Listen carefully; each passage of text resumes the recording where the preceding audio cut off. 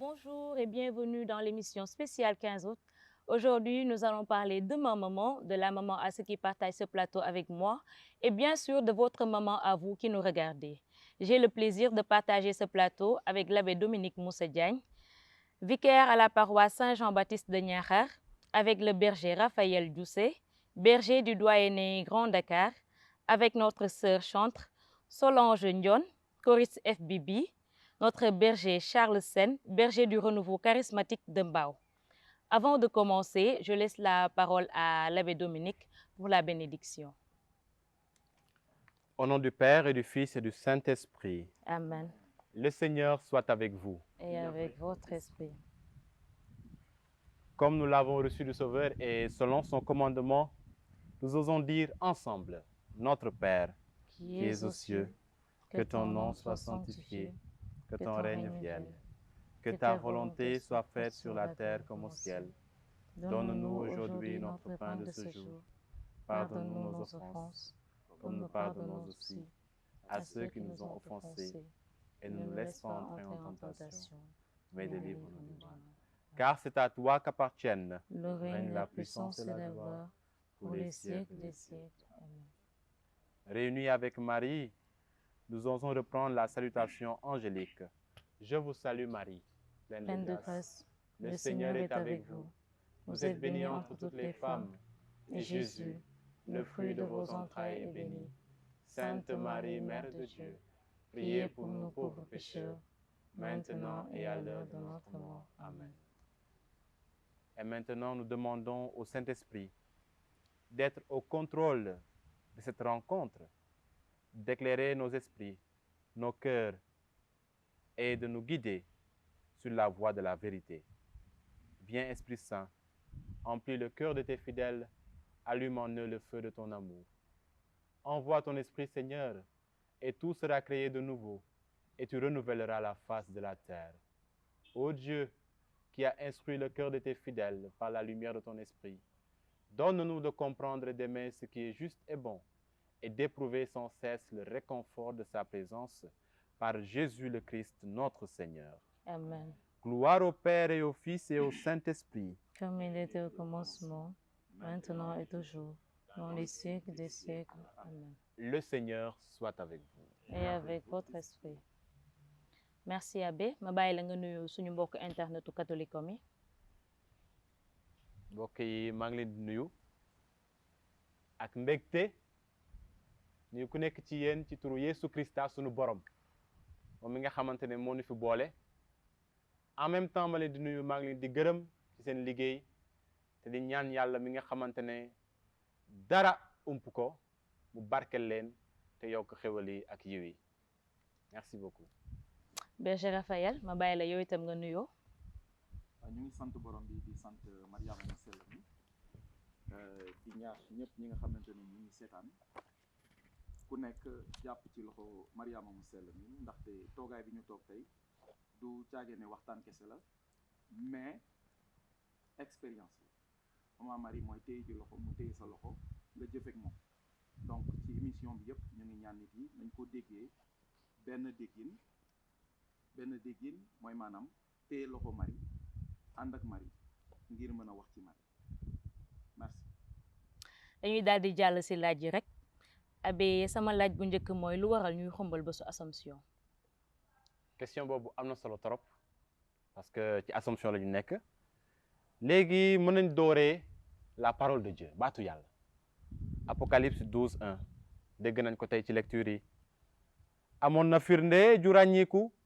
ju feeñ ca asamaan jigéen ju lamboo jant bi kaalawoo fukki biddéew ak ñaar weer wi nekk ci suufu tànkam baax nañu leeral wax yooyu pour xam fan la Assomption jóge ak lu tax ñu koy xumbal loolu rek dafa firndeel li tax jàngu bi di xumbal Assomption dañu ne weer wi nekk ci suufu tànku jigéen ji suñu xamee li weer di misaal rek ci Bible bi leer na weer mooy leeral guddi te di firi saison yi ak at yi àdduna si ci Bible bi dañ ko niraale ak lëndëm gi ci baatu yàlla Jean chapitre 1 verset 5 dañu ne lan la lumière est entrée dans les ténèbres et les ténèbres ne l'ont pas arrêté leer gi feeñ na ci biir lëndëm te lëndëm gi jàpp ko kon lëndëm jooju mooy misaal àdduna si ak lépp li ci ne kerus su ma ne li ci ne kerus mooy dee gi mooy feebar gi itam léegi nag ki nga xamante ne moo tiim weer bi mooy ki nga xam ne yàlla def ko yëkkati ba mu sut àddina ak lépp la ci lëndëm kon boog jigéen jooju weer bi nekk ci suufu tànkam leer na ni yaramam nekkatul ci biir àdduna si ki nga xamante ne li nga xamante ne mooy leeral àdduna si muy jant bi muy weer wi moo nekk ci suufu tànkam kooku yaramam ak fitam nekkatul ci àdduna si kan la muy Mariama suñu ndey ju baax ji kon yàlla daf ko yëkkati moo tax amul fenn fooy mën dem ci biir àdduna ba ñu ne la fii la néewu yàlla la néewu Mariama mu sell mi nekk ça c'est déjà une preuve un signe de l'Assomption de la Sainte Vierge Marie léegi nag baax na ñu xam li jàngu bi wax ci Assomption parce que booy xumbal dara te xamoo sens bi tamit loolu amul sens ci atum 1950 Pape Pie XII def na lu ñuy wax la promulgation du dogme de l'Assomption maanaam yëgle na dogme Assomption bi lii la waxoon xek mu sell mi yàlla musal na ko ci baakaaru njudduwaale le péché originel te bi waxtu wuyu ci boromam jotee Mariama noppaliku na te yàlla yóbbu na yaramam ak fitam ca asamaan c'est ça le centre yàlla yóbbu na yaramam ak fitam ca asamaan fal na ko lingeeru àdduna si ndax mu mën a niroog doomam Yeesu Krista mi di buuru buur yi moom mi daan dégga ak baakaar bi donc c'est ça le nœud de la formulation du dogme de l'Assomption Marie gannaaw bi mu génnee àddina yàlla daf ko yëkkati ci yaramam ak ci fitam asamaan fal ko foofu lingeeru àdduna si Assomption nag suñ koy xumbal baax nañu jàpp ñaar yi première chose Assomption dafay firndeel coofeel gi Yeesu Krista am ci Mariama ba mu tax mu dekkali ko asamaan parce que dañu ne Mariama avant muy def Assomption bi dafa génnoon àddina Marie a connu la mort d'accord mais le Seigneur l'a ressuscité au ciel loolu mooy firndeel bu njëkk bi ñaareelu firndeel bi mooy Assomption dafay wane ne nun ñi gëm ci Yeesu Krista dinañu dekkaliku niki Mariama mu sell mi kon loolu dafay yokk te dëgëral suñu yaakaar gi donc ñaar ñooñu cofeel gi Yeesu Krista amoon ci Mariama ak yaakaar gi ñu am ñi ñuy gëm ci Yeesu Krista ne suñu deewee dinañ dekkaliku loolu moo tax ba ñuy xumbal Assomption te loolu moo tax ba saa yu ñu koy xumbal ñu mën a ànd ak cofeel ànd ak mbégte ànd ak yaakaar parce que dañuy confesser en même temps ne suñu ngëm finalité am mooy suñu tasee ak yàlla mi nu sàkk. alors Abbé balaa ñuy yegg bon ci Marie muy nekk yaay wala muy nekk jigéen bu am doom Marie xale bu jigéen la woon ndaw la woon ana nan la Mariama mu sell mi doon dundee ba tax na yàlla war ko tànn ci jigéenu Nazareth yépp ndax mën nga ñu ci wax dara. xam nga Bible bi waxul lu bari ci ndawu Mariama boo seetee souvent ay révélations privées foofu la ñuy jëlee yenn information yi ci ndawu Mariama par exemple révélation yi Yeesu defoon Anne-Catherine Emmerich wala révélation yi mu defoon Maria Valtorta waaye li nekk ci Bible bi kese doy nañu pour lépp li nga xamante ne soxla nañ ko wala soxla nañu xam ko ci ndawu Mariama mu sell mi ci biir encyclique Redemptoris Mater numéro 36 Pape Jean-Paul II daf nu fàttali ne bi Élisabeth nuyoo Mariama Magnificat la ko jànk ba tontu woon donc loolu wane na déjà Mariama ban genre jigéen la woon boo liree yenn révélation yi c'est vrai que tout le monde n'a pas accès à ça moo tax on va plus mettre l'accent sur la parole de Dieu Mariama judd na ci famille boo xamante ne dafa gëmoon yàlla te takku ci diine bi moo tax dès l'âge de 3 ans dañ ko yóbbu au temple Mariama di fa dund ak yeneen xale yu jigéen de son âge léegi bi mu demee ba am 12 ans wala 15 ans selon certaines autres traditions foofu la foofu la ñu ko mayee Yosef mu doon jëkkëram waaye duñu wax ne Mariama dafa mérité woon yiw bu ko yàlla defal parce que boo waxee déjà grâce rek tu enlèves l'idée de mérite grâce mooy une faveur imméritée li hébreu di wax hesed donc Mariama yàlla daf ko tànnoon bien avant que muy judd boo déggee li ñuy wax le protévangile c'est dans le livre de la Genèse bi yàlla di wax Adam ak Awa wala ba muy wax jaan bi dinaa créer inimitié entre yow ak jigéen bi daf lay dëgg toj sa bopp yow nga koy màtt ci tëstëñ cela veut dire quoi cela veut dire que yàlla da doon annoncé déjà ne dina am jigéen buy ñëw daan seytaane te jigéen boobu mooy Mariama mu sell mi kon yàlla daf ko annoncé woon déjà c'est une grâce léegi nag ci kanam peut-être nañ mën a wax lan la xale yu jigéen yi mën a toppandoo ci Mariama du xale yu jigéen yi kese waaye tamit xale yu góor yi lan la ñu mën a imiter ci Mariama en tant que jeune fille voilà. exactement foofu laay ñëw sax Abbé si naka la dundinu Mariama mu ne influencer suñu bos ñun ndaw surtout ñun ñi nga xamante ne ay jigéen lañ. voilà ça c'est une très bonne question boo gisee Pape Paul VI ci biir exhortation apostolique Marialis Cultus dafa waxoon ne Marie dafa nekk exemple pour jigéen ñi ci ñetti choses Marie en tant que vierge en tant que femme et en tant que mère moo tax baax na tamit ñu seetaat yenn aspect ci dundam yi nga xamante ne xale yu jigéen ñi tey mën nañu ko imiter dox ci ba neex yàlla tudd naa sànq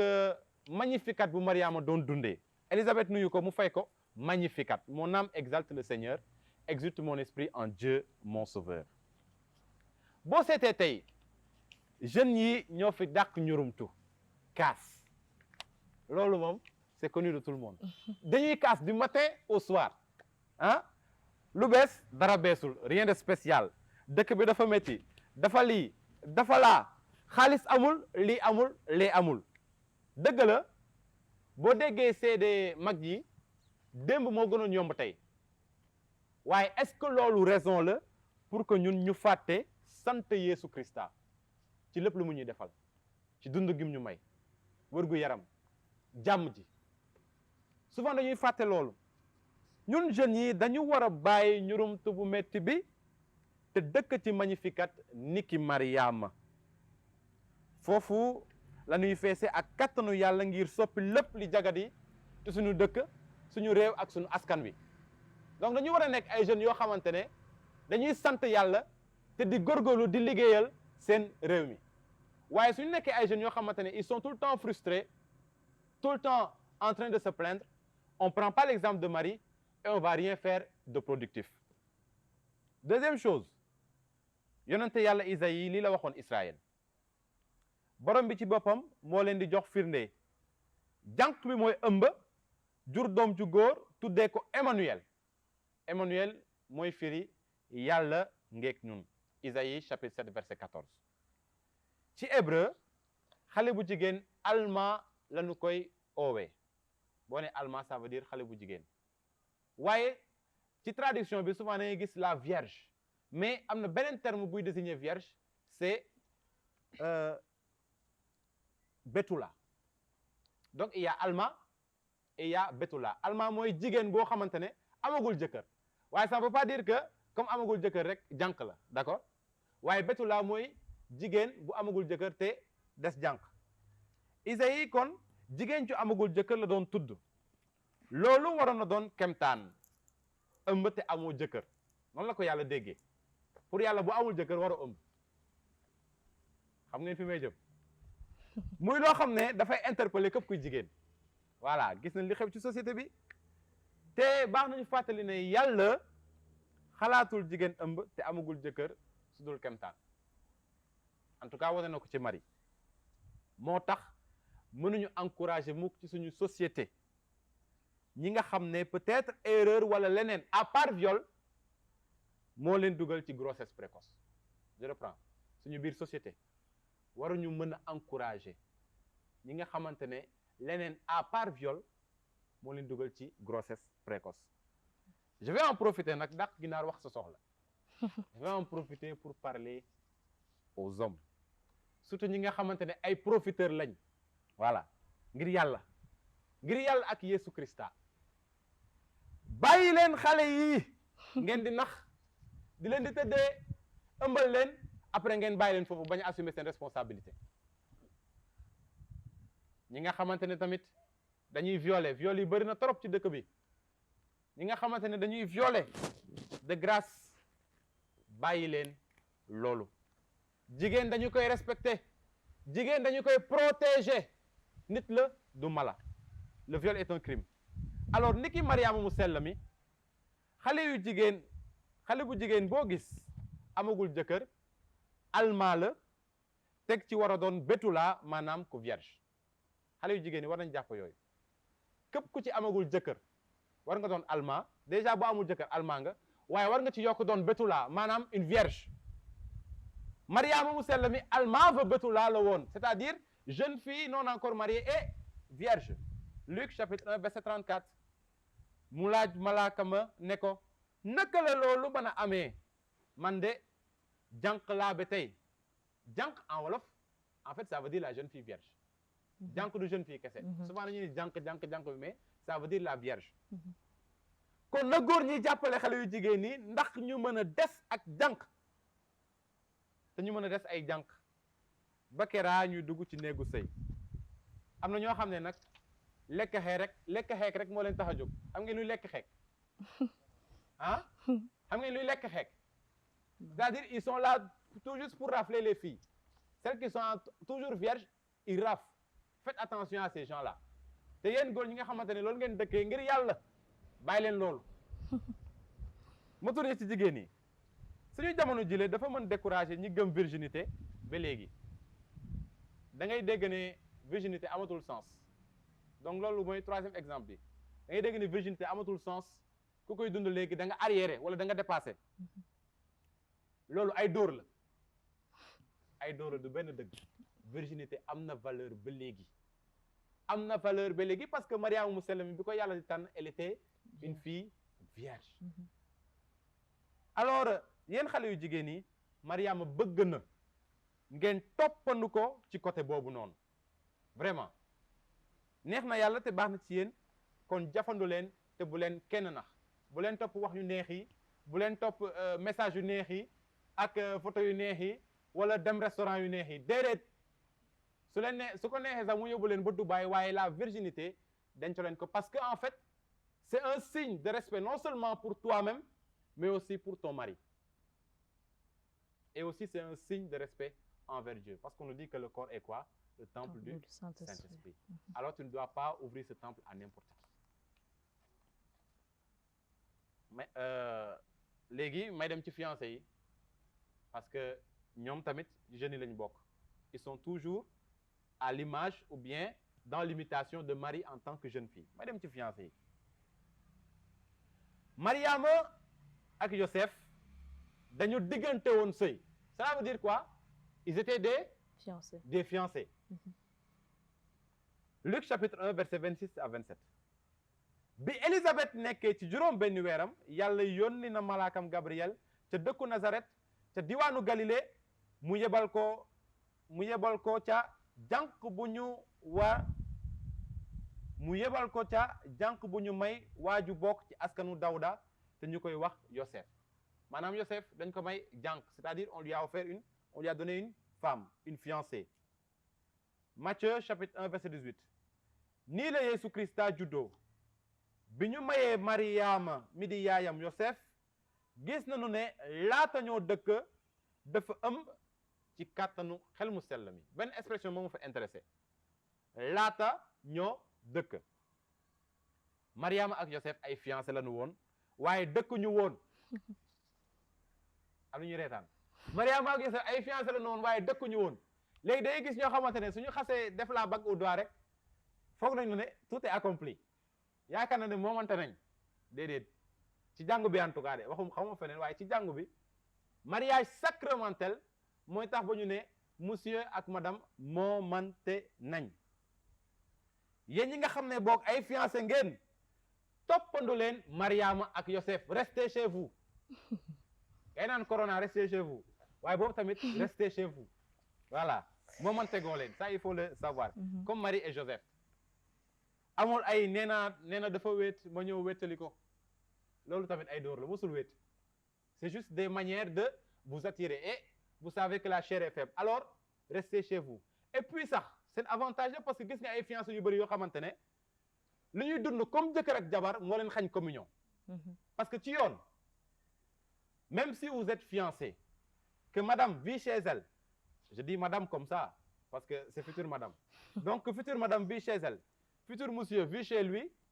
dara warul l'intérêt communion parce que fiançailles du bàkkaar on s'entend mais bu dee da ngeen fiancé nag vous partagez le même lit le même toit la même table vous vivez comme des fiancés moo rew sorium alors on va vous empêcher de communier parce que vous êtes en situation irrégulière on s'entend sur ça voilà donc ñu imité attitude yooyu ci Mariama bi muy nekk xale léegi dans d'autres questions on va essayer de développer d'autres aspects de la vie de Marie et que nous devons imiter aussi dans notre vie en tant que jeunes. jërëjëf Abbé ñu bàyyi ko mu souffler tuuti ñu dem xooli Solange Solange pare nga. Un signe est apparu dans le ciel, une femme couronnée de 12 étoiles. Un signe est apparu dans le ciel, Marie est montée au ciel. Un signe est apparu dans le ciel, une femme couronnée de 12 étoiles. Un signe est apparu dans le ciel, Marie est montée au ciel. Une femme si adorable, c'est Marie, Marie, reine du ciel. Une femme si merveilleuse, c'est Marie, Marie, reine du ciel. Un signe est apparu dans le ciel, une femme couronnée de 12 étoiles. Un signe est apparu dans le ciel, Marie est montée au ciel. Nous te saluons, ô toi Notre-Dame, Marie Vierge sainte, que drape le soleil, couronnée d'étoiles, la lune est sous tes pas. En toi nous étonner, l'aurore du salut. Marie, Ève nouvelle, et joie de ton Seigneur, tu as donné naissance à Jésus le Sauveur. Par toi nous sont ouvertes les portes du jardin. Guide-nous en chemin, étoile du matin. Nous te saluons, ô toi Notre-Dame, Marie Vierge sainte, que drape le soleil, couronnée d'étoiles, la lune est sous tes pas. En toi nous s'est donné l'aurore du salut. En toi nous est donné l'aurore du salut. Berger loo ñu mën a wax tey si ay kéemtaanu Mariama mu sell mi. voilà ñu ngi gërëm ñëpp ñi nga xamante ne ñoo ñuy seetaan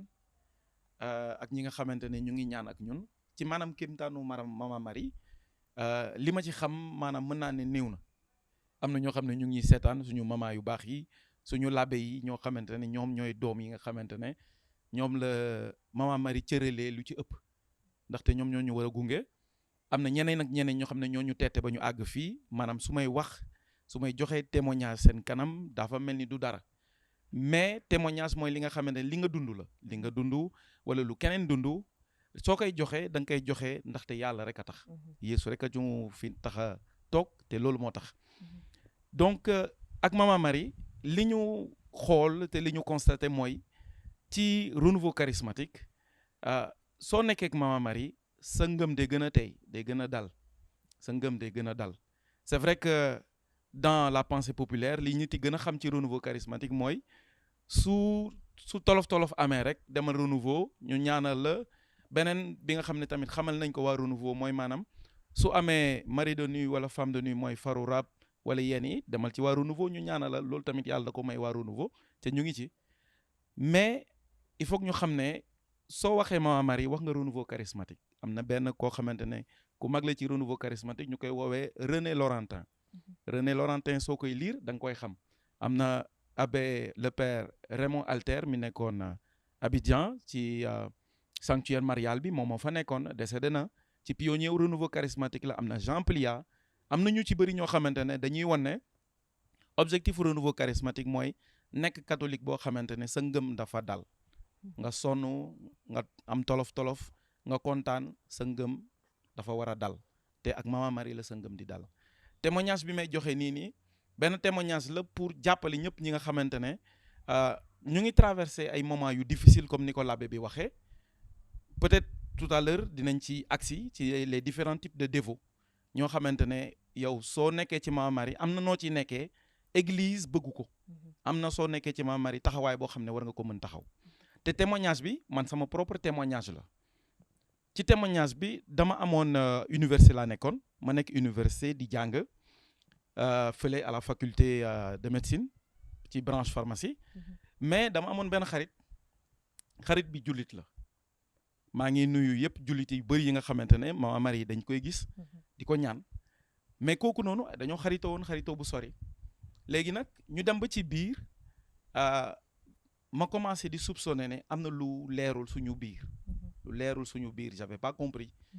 donc ci nekkin bi ma nekkin sama prière musuma ko arrêté dama doon def samay rosaire chaque jour temps yooyu nekk moo woon fervent charismatique comme ni ñu koy waxee mais Mama Marie dafa yàgg sax sama xol donc maa ngi woon di ñaan ma dem ba benn jour sama propre cousin sama benn cousin ñëw daal di mi ñëw di ma ne man dama nekk di jël yoon bu bon ma ne ko ban yoon bu bon laa jël mu ne ma yow temps yi da ngay nekk ci ay business ay deal ma ne ko li ngay wax comprendre ma ko mu ne ma yow da nga méngaloo da nga dem nekk ak sa xarit bi pour di ma triander ma génne ko ci biti parce que ci ay nit lañ nekkoon dafa meroon ma génne ko ci biti daal di koy xool ci bët ne ko balaa ñuy wax waxu ñaan balaa ñuy wax waxu keneen wala waxu xaritoo ñun dañ ñoo yar donc leeral ma li nga may wax nii comme ça man ma xam li ngay wax ci la ma expliqué ne sama xarit boobu da ko waxoon ay waxu portable fii et cetera te ci biir depuis boobu bu mu ko waxee waxu portable xarit bi joxu ko portable bi maanaam da koo nax léegi moom par ricochet mu yaakaar ne comme que sama xarit la proche te man maa leen présenté ñoom ñaar kon man maa def affaire bi c'est pour dire ñu bëri dinañu retrouver ci histoire parce que bëri na ci bureau yi koo xam ne yaa ko présenté après nit ki suufu leen ba léegi du ngeen wax sukk leen ci Mama Marie parce que am na lu leerul il faut que mu leer voilà léegi ba mu amee loolu man ma ne ko yow ba ngay def loolu ak sama xarit boobu noonu ngay wax noonu est-ce que yow yëgal nga ma ko mu ne ma déedéet kan ma ne ko kan moo la présenté xarit bii mu ne ma yow ma ne ko yow ba ngay dem ci suuf di wut portable la tàggu woo ma ba pare tey jii nii nga ñëw di ma wax waxu da ngeen am problème ba pare nga bëgg ma ciy dugal ma ne ko léegi benn affaire am na man niñ ma yare damaa bëgg yow nga ñëw toog moom noonu ngay tuumal man jàppewu ma ko dara yow ñëwal toog mu convoqué affaire bi ñu ñëw toog ci benn chambre pavillon A ñu daal di toog ñun ñett mu daal di dérouler lépp ni mu jaare xarit bi daal di ne effectivement c'est vrai moom moo ko def li mu bëggoon def pour yàqal waa ji leer na léegi comme que man awma ay preuve directe ci sama xarit bi mais wax na par rapport ak sama xarit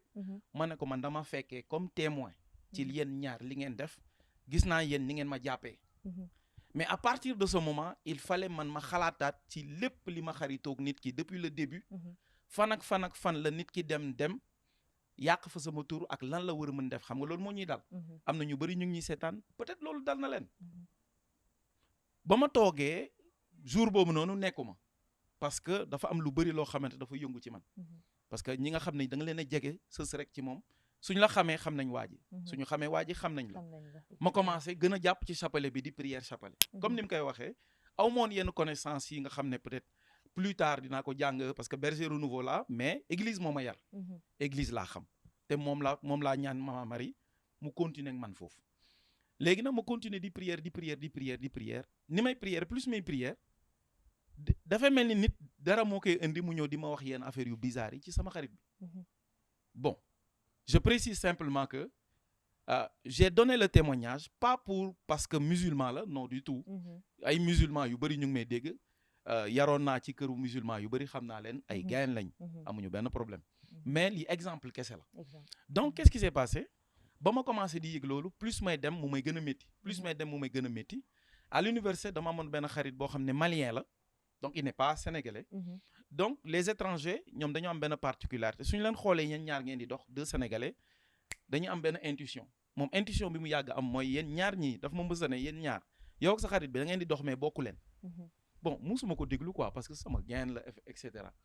jour boobu ma ñëw nettali ko affaire mu xool ma rek yëngal bopp waxul dara mu xool mu ne yàgg naa la ne da ngeen di ànd mais bokku leen ma toog guddi gi ni ma toogee guddi gi di prière xam nga kuy prière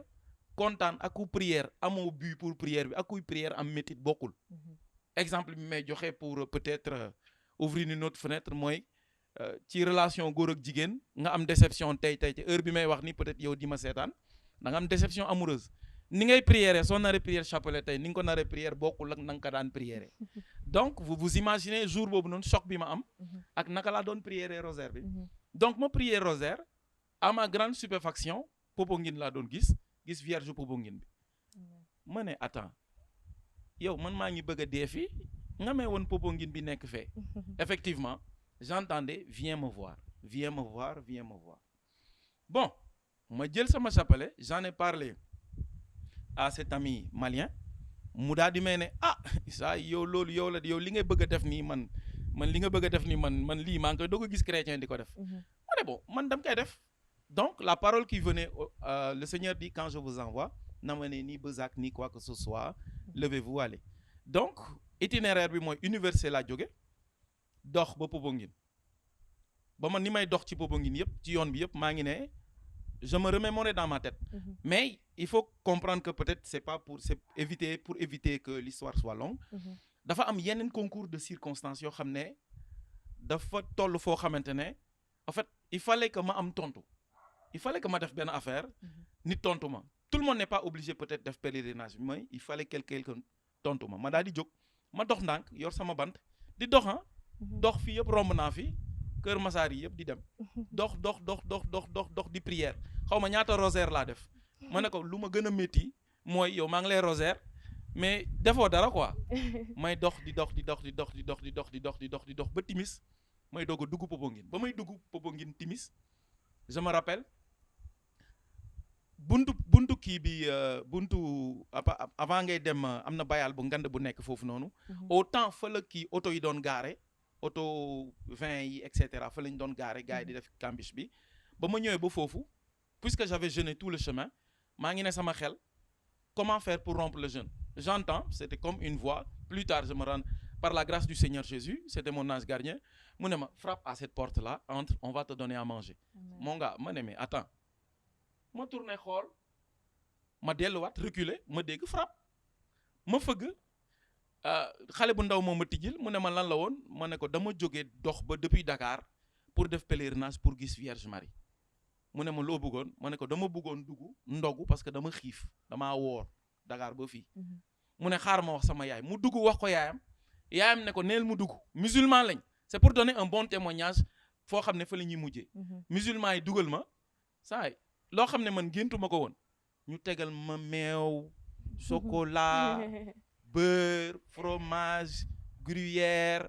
ku jóge Dakar étudiant en plus sa poche feesul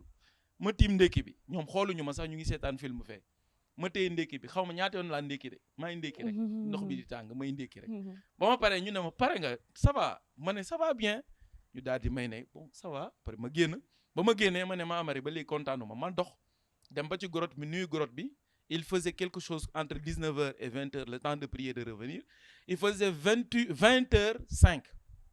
à 20h05 ma ñëw ki pas Kizito mais frère Saint-Jean yi fi ñu nekk en face basilique bi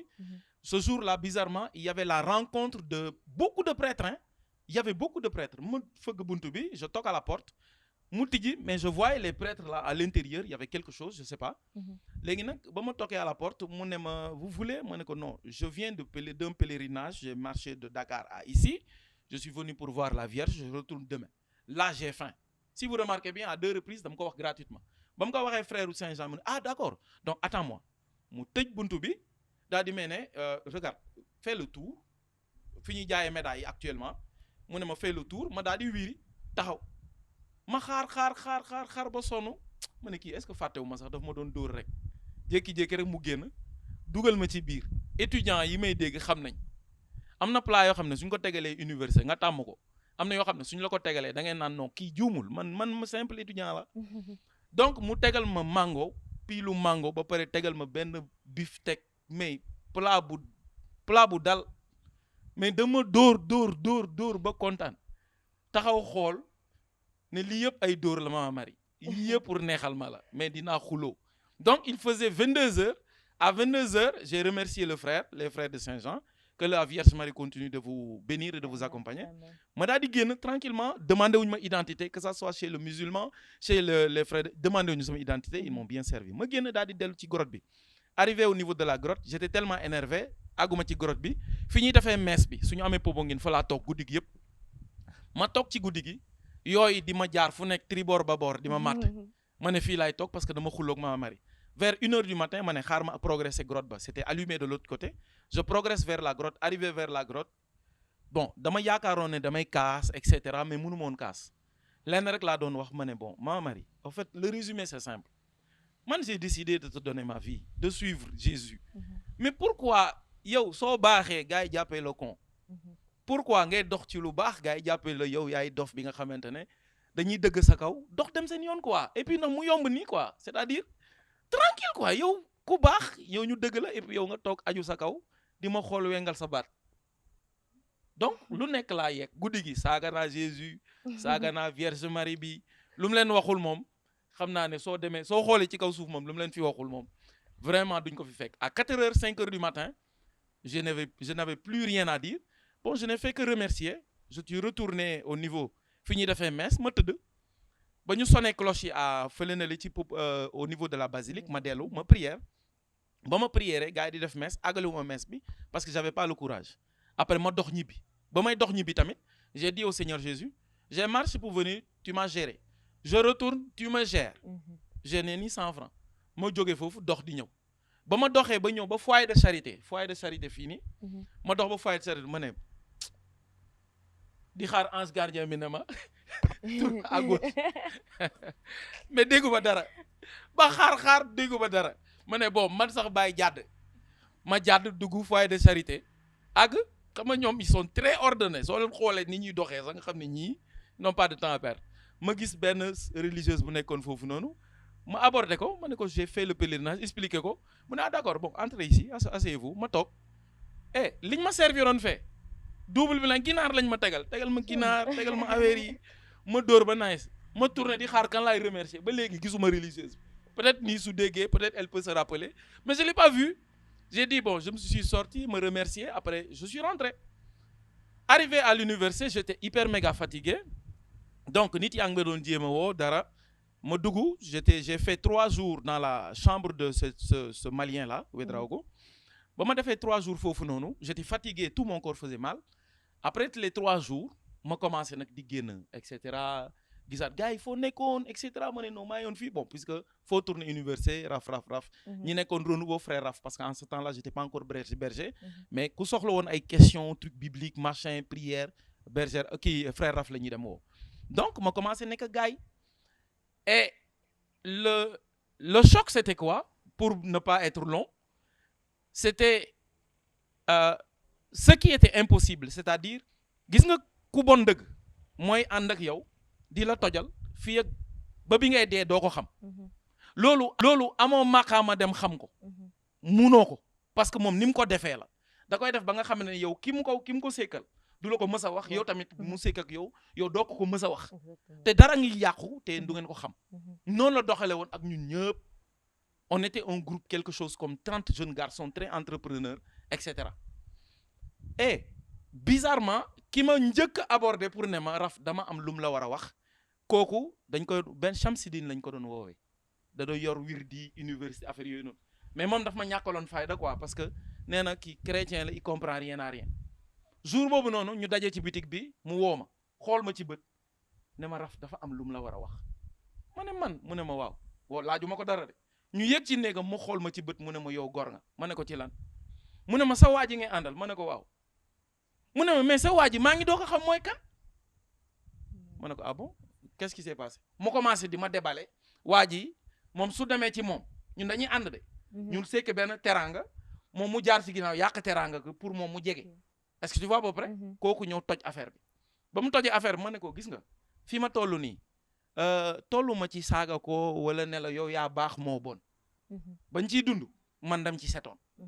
lii nii xew na yow yaa xam nooy def waxuma la nga saaga waxuma la nga tooñ ko et la chose a commencé à prendre de l'ampleur à l'université ñëpp ñëw commencé di ma laajte je vous assure hein dama toog ba heure bi ma toog nii du ma ne ba léegi amul lu métti lu may dal mais dama toog ba xam ne lu la mënti métti gestul suñu ndey jooju noonu ngay xool noonu yaa xam jullit nga chrétien nga gestu ko nit yi ñoo dem ba toog pour faire court dañoo dem ba finalement nit yi woo ma ñëpp daa di may ne benn affaire rek lañ comprendre ma ne la ñu ne ma kii ak lim la xamal ak fi nga ko jëlee ak li nga ko présenté say nit ak fi nga jaar ak moom ak li nga ko muñal lu tax kii mu def la loolu ñun loolu moo ñu gën a métti yow Raf pourquoi kii mu def la loolu ma ne leen moom rek a mën tontu boobu noonu léegi nag ñu def benn genre piège pour convoquer ko ci benn néeg alors que magam ñoo bokkoon faculté ñoo bokkoon promotion ma dem gis magam ñoom ñoo ñëw gis ma ndekete ñoom dañ ma yàgg gis may ànd ak seen rak dañ ma doon yërëm mais xamuñu nañ may waxee ne moytul kii est-ce que tu vois à peu près ñu def noonu ba piège nit ki ba dugg ba ci néeg bi moom ba mu duggee ci néeg bi la gis ñëpp ñi mu defoon kuuba mu gis ñu ñëpp ñu toog muy doog a comprendre ñu caabi ay góor yàlla rek nekk ci néeg bi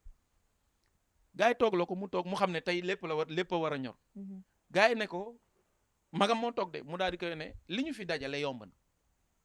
gis nga gars yëpp toog kon war ngaa xam lu xew donc question bi moo yomb li ñu def garaawul quoi mais on veut commencer par le début lu tax yow lii nga def ko defoo ko keneen ci ñun mais yow Raf nga ko def waa ji di jooy gars yi ne ko jooy yëpp ñun fajul dara wax ñu waa ji hésité benn réponse rek la mu ne c'est parce que déglu leen bu baax c'est parce que gisaguma chrétien boo xamante ne topp na dundam comme kii parce que kii dama ko toroxal ba gis ne xool ko man dama bëggoon xool kii ba fan laa koy toroxal ba pare mu continuer di jàpp ci Yeesu Krista mu ne man loolu moo tax ma koy toroxal di ko continuer di ko toroxal te musuma gis foo xamante ne moom dem na ba teggil tànkam moo tax ma continuer woon di ko toroxal parce que dama bëggoon gis loolu ba tey ji di gisuma ko gars yi ne ko loolu moo taxoon mu ne loolu kese la benn jalousie moo nekk ni et l'histoire a continué ba mu rep def dommage yi réparé ma ne ko man li nga ma amee loon bàyyi naa la ko gënuma la gënoo ma jóg dem sama yoon et am na yeneen ci yeneen domaines yoo xamante ne Maman Marie moo ci teg loxom sinon aujourd'hui du mu fi nekk man mii di wax ak yéen donc témoignage boobu laa amoon lu tax ma toog ba may ñaan pour ñëw fii nii dama ko ñaan moom Maman Marie ma ne ko may ma def témoignage bi mais may ma wax bu baax parce que tey jii nii muy chrétien muy jullit réew mi nii ñu ñoo ko war a sàmm munoo woo benn chrétien mu wax la waxu Jésus waxu la waxu Marie parce que Maman Marie ba apôtre yi jànnaxee moom daf leen boofu ñoom ñëpp mu ne leen gars yi nañ dem jarul vaar de nañ dem rek gars yi dinañ àgg moo tax ñëpp ñi nga xamante ne yaa ngi sonn sa biir sëy yaa ngi sonn sa congrégation yaa ngi sonn sa fi ngay liggéeyee xoolal ci Maman Marie continuer sa yoon man loolu laay ñaan yëpp te maa ngi ñaan ñi nga xamante ne peut-être ci biir témoignage bi yëngal naa dara ci ñoom loo xamante ne du sama coobare nañu yàlla jàppale ñu xool li baax ci li ma wax nañ ko jël ngir dara njëriñ leen suba ak ila yawmi din merci amen cant ñal na ko moom Mariama mu sell mi ñu dellu siwaat si Abbé Do Abbé am na kàddu wolof buy wax naan say jaamu yàlla la sànq da nga dugg ci fiancé yi léegi dañuy dugg ci mariage carrément Mariama mu sell mën nañ ne ba muy sëy da doon sëy di jaamu yàlla waaye suñu jamono ju léegi ji est-ce que nekkul ne sëy bi la ñu jiital ni ko jaamu yàlla. excellente question li nga wax am na parce que boo gisee sax ñu bëri tey inquiétude bu ñu am par rapport au mariage loolu wóoratul xam na extrait loolu wóoratul maanaam loolu jéggi na dayoo quoi jéggi na dayoo te Mariama en tout cas nekk na exemple bu ñu mën a won ne li yàlla yiite rek moo jërë yiiteel nit waaye yenn saa yi ñun dañuy topp suñu bëgg-bëgg yaakaar ne ñoo gën a sopp àddina yàlla alors que yàlla moo ñu gën a namm suñu bànneex ñu koy fàtte surtout ci xale yu jigéen ñi ñoo xam ne mariage sonal na leen trop te yaakaar naa ci cadre boobu peut-être war na bokk ci question yi ci cadre boobu am na lu bëri lu ñu mën a jàngee ci Mariama ni ki épouse voilà suñ ci duggee nañ gën a leeral yeneen nga foog ne tey ñàkk tey couple ñàkk prière si biir couple tey par exemple mën na dëgëral sëy ndaxte xëy na waxuñu ko carrément si Bible bi mais bu ku gis Mariama nu mu doon dundee nga xam ne moom ak papa Joseph seen couple tey xëy na dara la ko woon lu dul prière jaamu yàlla.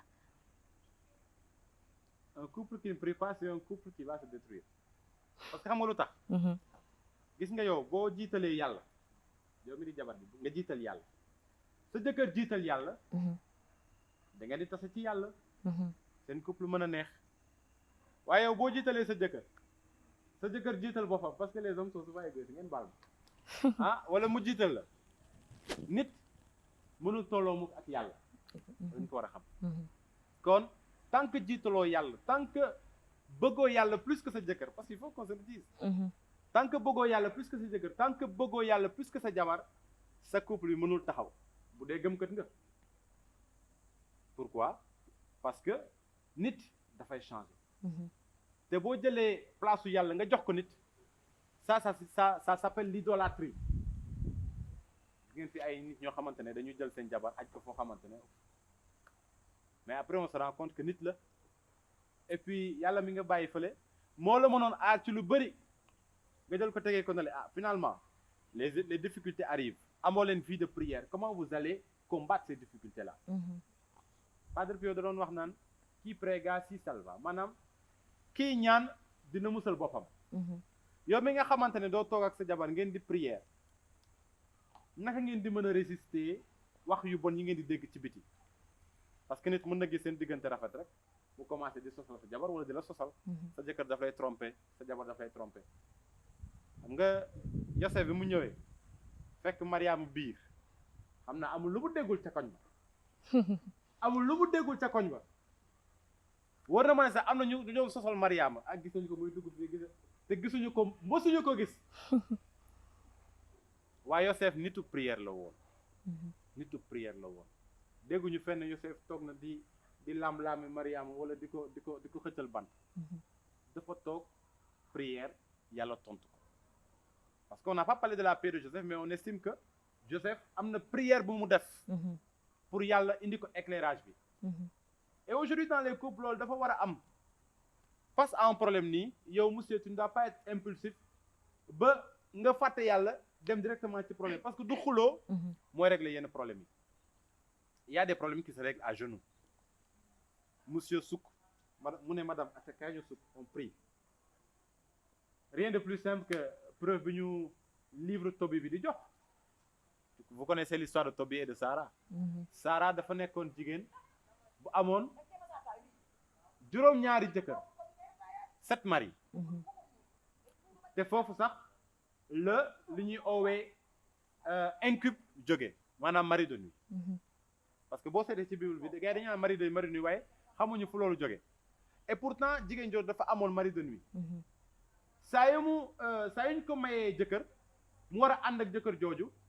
ci guddi gi dafa am benn esprit buy ñëw rey jëkkër ji parce que mari de nuit dafa soxor en même temps maa ngi masawu ñëpp ñi nga xamante ne ñu ngi yëg ci seen biir dund ne am nañ mari de nuit ak femme de nuit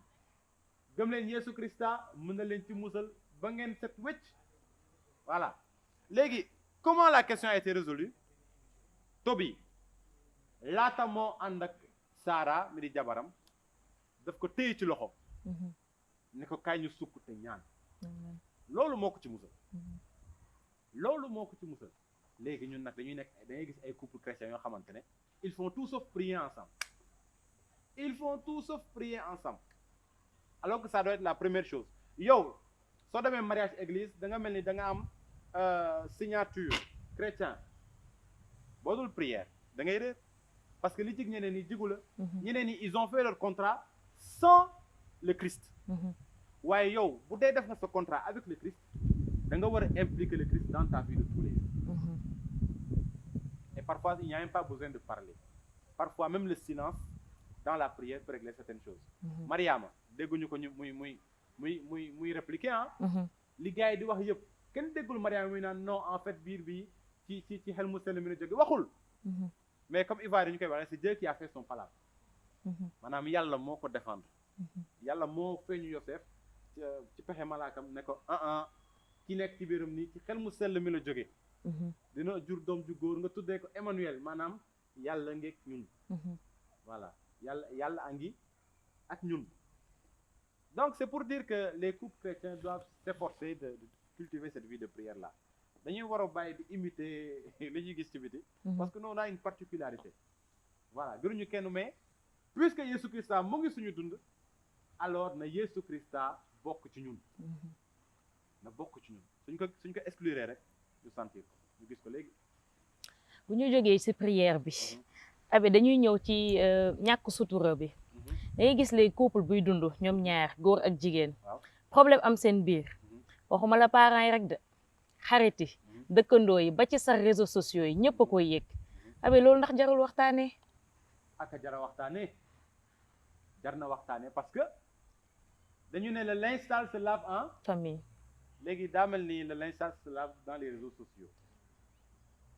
am na benn page Facebook boo duggee c'est ni ñu ko tuddee sax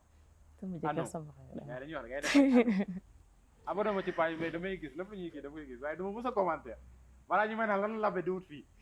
mais damay gis et les gens viennent comme bëgguñu ñu gis seen tur dañuy étaler seen problème yi mais qu'est-ce qui arrive parfois yow da ngay nekk da ngay am jëkkër nga dem ci Facebook nga publier sa situation sa jëkkër tamit day lire affaire yi et il se retrouve voilà da ngay gis ku ñëw publier mu ne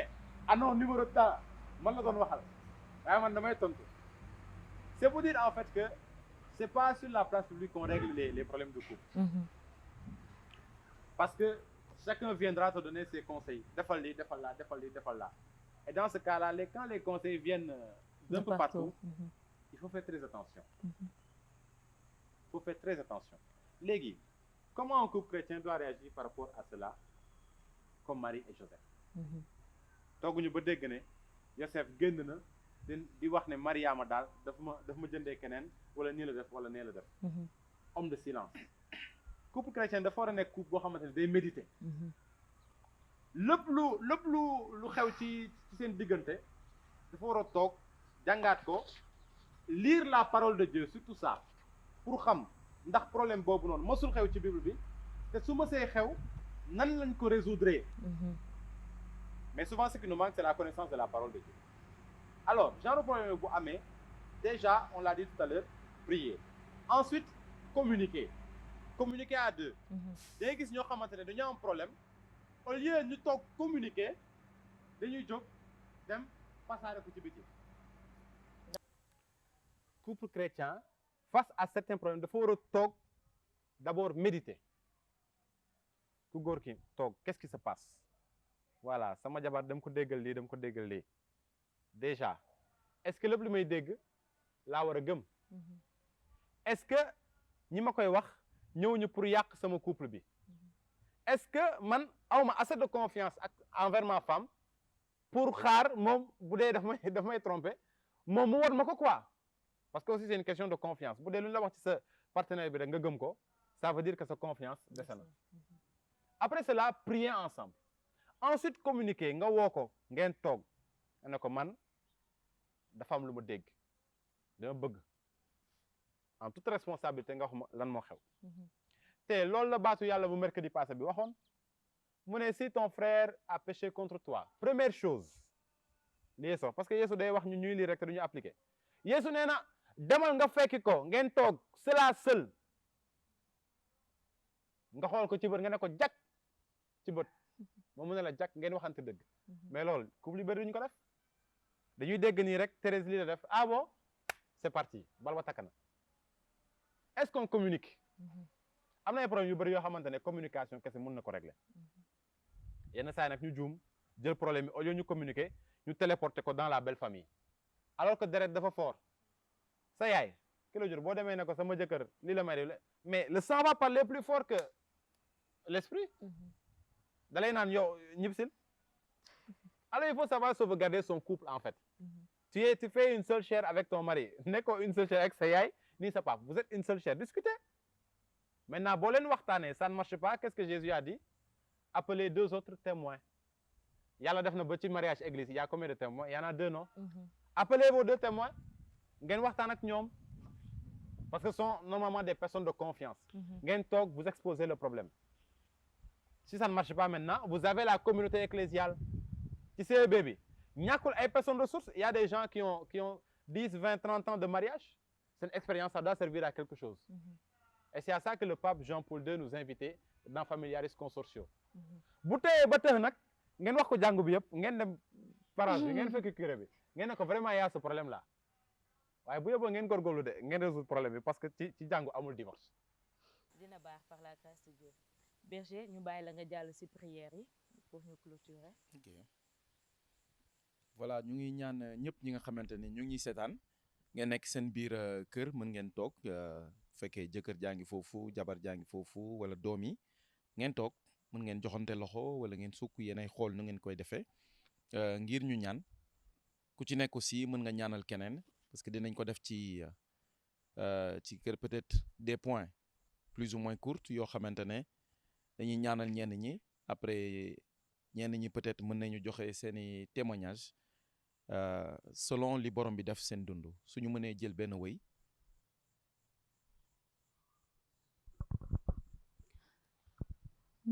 Marie, nous voici tes enfants réunis autour de toi pour chanter ton nom si doux. Marie, nous voici tes enfants réunis autour de toi pour chanter ton nom si doux. Peuple loué Marie, la mère au cœur aimante. Oh, gloire à toi, Vierge Mère, Ave Marie, c'est là. Peuple loué Marie, la mère au cœur aimable. Oh, gloire à toi, Vierge Mère, Ave Marie, c'est là. amen amen prière bi ñuy ñëw def léegi nii dafa am lu ko jiitu loo xamante ne suñu benn nit ku mag bu nekkoon renouveau charismatique bu yàlla rappelé muy Jean Plia moo ko defoon ba muy nekk ci bureau benn bés toog jékki-jékki sentir ci biir xolam Saint-Esprit di louer Marie mu toog par discernement mu ne attends pour la première fois de sa vie mu ne professeur d'université la woon bien sûr responsable du renouveau charismatique au Bénin mu daal di ne est-ce que Marie dañ koy louer dañ koy tagas ni mu nekkee noonu di douter fekk na moom néegam bureau fi mu nekkee couloir bu gudd la donc nit su rombee suy wax soo tijjee sur les brèves secondes di nga ko gis di nga ko séen léegi Jean Plia jékki-jékki dégg ay voix di naan Laudate Maria def na composé na ko woy les anciens du renouveau peut-être dinañ ko wëy dinañ ko dégg mu daal di dégg Laudate Maria mu daal di koy dégg voix bu neex mu daw tijji buntu bi mais mu xool couloir bi gisul kenn mu xool mu toog di calculer non nit su fi rombee war naa mën a ku fi def dara war nañ la ko mën a gis ku fi wax wala ku fi wëy war nañ la ko mais gisul kenn mu daal di duggaat ci biir au fond de lui-même moom mooy def témoignage bi mu ne dafa sentir benn bien-être bu impressionnant et c'est là où il a eu comme conclusion c'était les anges qui louaient la Vierge Marie pour lui montrer véritablement que cette louange qui est donnée à la Vierge Marie, la Vierge ne la retient pas. Elle la donne à son Fils bien-aimé, notre Seigneur Jésus. Fête bi ñuy fête nii nag pour intercession bi ñu ñëw def nii na la fekk ngay tàggas yàlla jaarale ko ci Marie na la fekk ngay loué bu leen toog bu leen accepter tristesse bi moom leen ci biir kër gi bu leen accepter angoisse bi même su ngeen xuloowee loué leen tey ci suba veillu 15 août bi ba journée bi yëpp ba guddi minuit teg leen ko ci à fond la caisse yokk leen baaful bi ñi mënul woy leen ñeneen ñi nga xamante dañuy góorgóorlu ci woy leen waaw ngeen remercier yàlla ñu ngi ñaan ci ponk bu njëkk bi ci ñi nga xamante ne mënuñu am doom ñu ngi ñaan borom bi mu jàppale leen voilà Seigneur Jésus-Christ yaa xam sa doom yaa leen xam ñoom ñëpp te nee nañ bépp nit boo xam ne dafa war a jur ñëpp ñi nga xamante ne ñu ngi dans le monde spirituel muy ñu bon ñi wala ñu nekk ci yow xam nañ ne am na luy jóge ci kaw asamaan wàcc ci ku góor ki wàcc ci ku jigéen ki moo tax ñu lay ñaan xel mu sell mi na wàcc ci ñi nga xamante ne mënuñu ëmb yéen ñi nga xamante ne yéen ñuy gis beeg tarixa bu ngeen mënti bokk religion bu ngeen mënti bokk ba ngeen am doom ñu ngi ñaan Mama Marie mu seet si leen tey jii nii voilà mu seet si leen voilà am na kenn koo xam ne borom bi mi ngi may firnde ne maanaam prière bi am na koo xamante ne di nga ko dégg saa yoo ko déggee di nga sentir sa côté droit heure bi nga nekk di ma dégg ni am na lu fa nekk di génn ak doole la fay génne parce que dafa doon métti soo koy dégg di nga sentir foofu noonu mu génn ak doole bu impressionnant parce que da la doon sonal dafa doon wàcc da nga doon mel ni kuy am sciatique au niveau du côté droit de la hanche voilà du côté droit de la hanche genre fibrome affaire yooyu noonu mais da nga koy sentir day génn dina métti mais di nga ko yëg borom bi Vierge Marie moo ko génne comme genre caas la bu weex moom lay rocci voilà ñu ngi ñaanal ñi nga xamante ne ñu ngi ñaanal ñi nga xamante ne ñoom ñu ngi ci néegu sëy mais ay góor lañ mais dañoo yomb feebar la mais bu ci rus parce que évoqué wuñ ko mais am na voilà borom bi ñu ngi lay ñaan nga teg sa loxo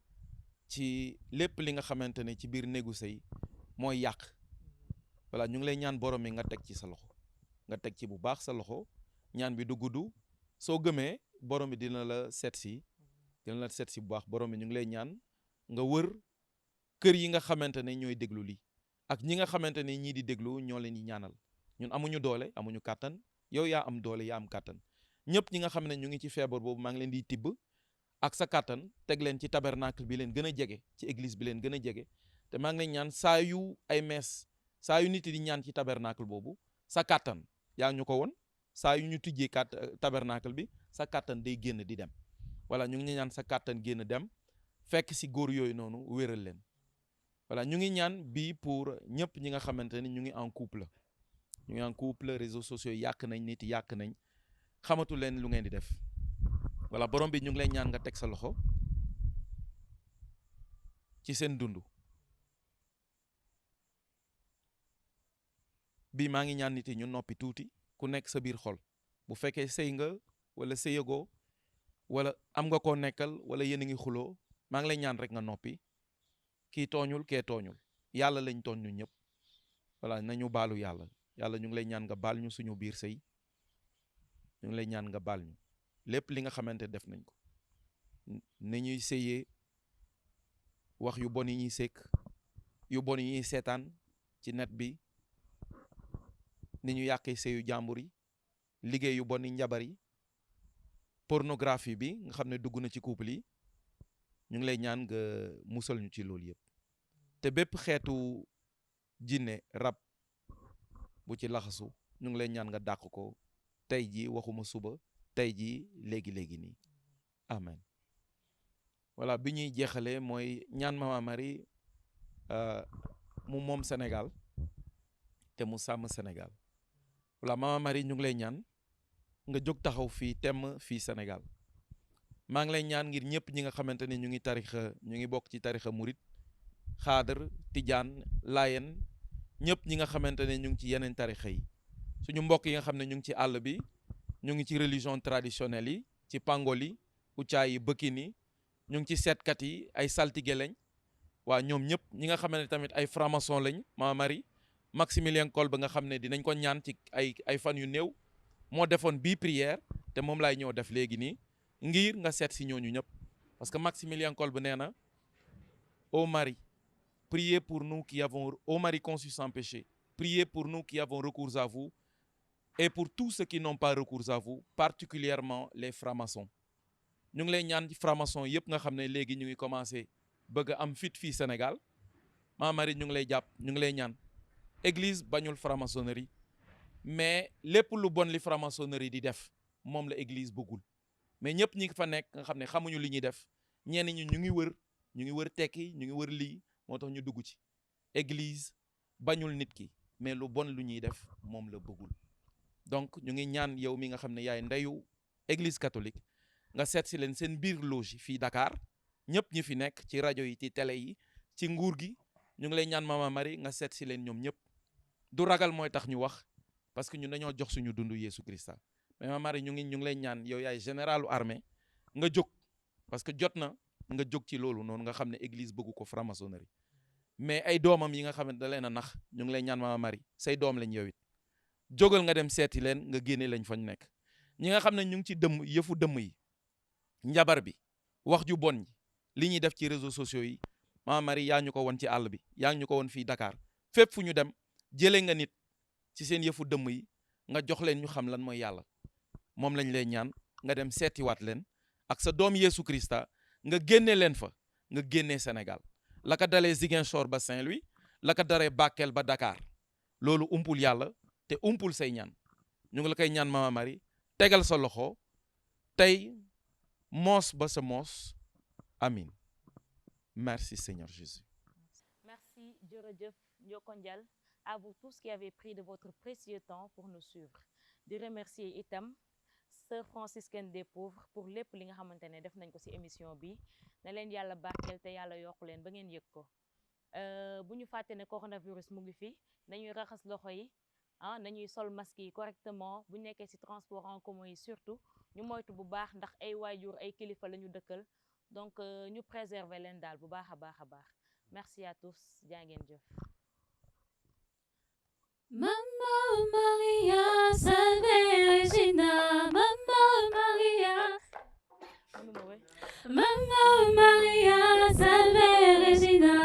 Mamma Maria, salve Regina. Mamma Maria, salve Regina. Mamma Maria, salve Regina. Mamma Maria, salve Regina. Mamma Maria, salve Regina. Mamma Maria, salve Regina. Elle est Mamma, Alléluia, et Mamma Alaï Mama, Alléluia, et Mama Alaï Mamma, Alléluia, et Mamma Alaï Mama, Alléluia, et Mama Alaï Mamma, Alaï Mamma, Alaï Mamma, Alaï Mamma. Mamma Maria, salve Regina. Mamma Maria, salve Regina. Mamma Maria, salve Regina. Mamma Maria, salve Regina. Mamma Maria, salve Regina.